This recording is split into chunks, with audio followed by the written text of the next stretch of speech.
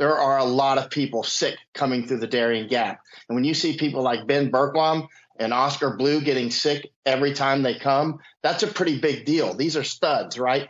And so I've been out with Ben quite a lot and Oscar in the jungle. That's a big deal. The Imbra Indians and Kuna Indians and Munan Indians down there, their children are getting sick. They're getting very serious malaria. You know, there's different types of malaria. There's a terrible type that's going around here, and not to mention dengue and many, many other things, not to mention tuberculosis. And now we're in a position where the Darien Gap is opening up even wider. Right now, 3,000 to 5,000 people are coming through every day. And in August, about 82,000 came through, according to the Panamanian government. That's what they told me, 82,000 in August. Last month in September, I don't know. I was here, and I still don't know the number, but I'm guessing it was about 100,000 because the numbers were clearly higher. And we were seeing 3,000 to 5,000 on many days, right? And so they've been running on average about 60 buses per day. The buses will hold roughly 50, depending on how many children. The president of Costa Rica and Panama were out in the Darien on October 6th. And actually, they canceled my helicopter that I had chartered to go out there that day, so I had to go the next day. But they then announced that they're going to Michael, grow from 60 to 200 buses. Our border it doesn't exist. And I'm down here in Panama again. I just left the Darien Gap. They're building new camps down there. One camp is big enough for 15,000 people. I sent you drone footage that was from a few days ago. And we droned it about 2 weeks ago, too. It's already tripled in size. There's nobody in that camp yet, but it's still growing, and they're preparing it. Right now, we have 3,000 to 5,000 coming through a day, and it's increasing. It's going to at least triple.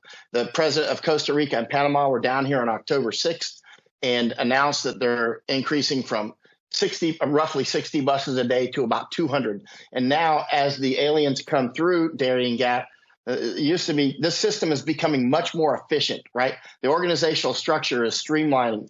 And for instance, now the aliens used to stay in the camp sometimes for several days, even a couple of weeks. Now they usually stay in for just several hours, maybe overnight. If the ones who don't have money, they'll keep them for about 5 days. They'll let them work around the camp to pay for their bus ticket, which is now $60 to leave Darien on a bus, go up Highway 1 and cross the Costa Rican border. They just agreed to this on October 6th, and they started it last Sunday. You can cross right into Costa Rica now without a passport and go straight up on the bus to the Nicaraguan border. This is very smooth now, right? It's smooth from Colombia into Panama, and it's smooth right on through Costa Rica now. Now they're building 2 new camps, not just the one for 15,000 people.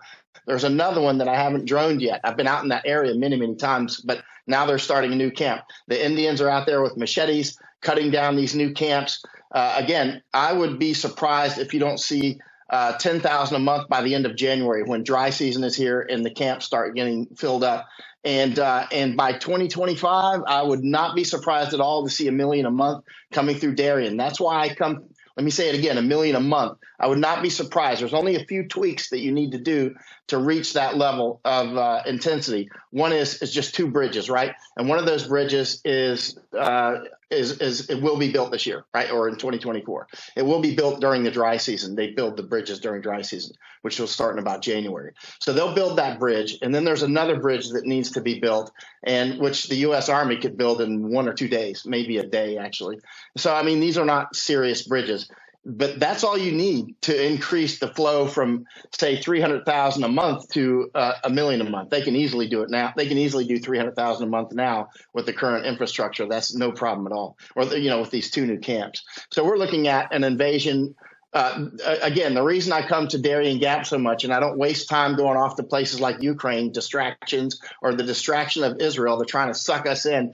Where are these aliens from Gaza going to go? I already see people from Gaza coming through all the time. They tell me they're from Gaza, right? Now, you got to keep in mind, Venezuela, most of the aliens coming through now are from Venezuela. There are a lot of Hezbollah in Venezuela, and they speak Spanish fluently, native Spanish. They've got Venezuelan body language. They come across right as Venezuelans, right?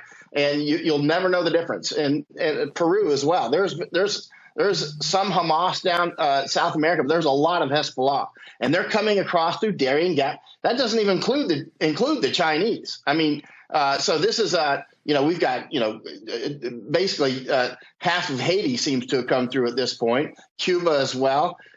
People from at least 140 countries. Ben Berkwam and Oscar Blue have very courageously gone into the Darien Gap repeatedly, and they've seen exactly what I see. It's growing. And the thing is you have to spend time down here. The reason I spend so much time in Darien is because I recognize this as the major invasion route to the United States. If you can get your feet anywhere into South America, you can then get anywhere in the United States or Canada very easily within like a week or two, right?